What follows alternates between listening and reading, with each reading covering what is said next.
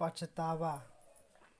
एक मेहनती और ईमानदार नौजवान बहुत पैसे कमाना चाहता था, क्योंकि वह बहुत गरीब था और बदहाली में जी रहा था। उसका सपना था कि वह मेहनत करके खूब पैसे कमाए और एक दिन अपने पैसे से एक कार खरीदे।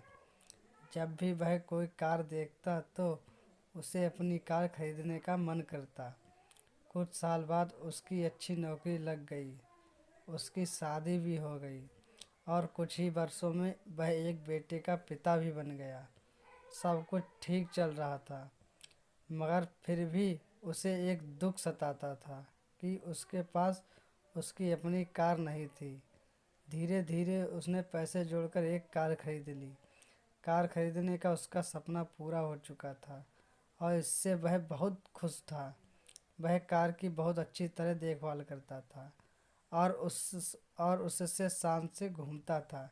एक दिन रविवार रविवार को वह कार को रगड़ रगड़ कर धो रहा था, यहाँ तक कि गाड़ी के टायरों को भी चमका रहा था।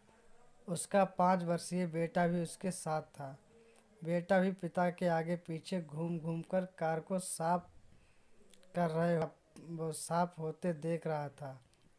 कार धोते धोते अचानक उस आदमी ने देखा कि उसका बेटा कार के बोनट पर किसी चीज़ से खुरच खुरच कर कुछ लिख रहा है।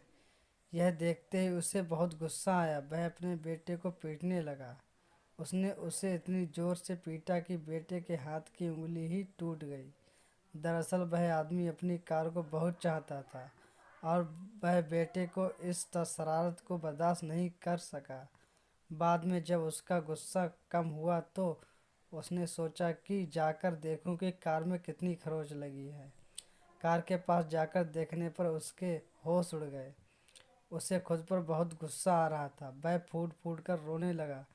कार पर उसके बेटे ने खुरच कर लिखा था, पापा आई लव यू। यह कहानी हमें सिखाती है कि किसी के बारे में कोई गलत राय रखने से पहले या गलत फैसला लेने से पहले हमें यह ज़रूर सोचना चाहिए कि उस व्यक्ति का ने वह काम किस नीयत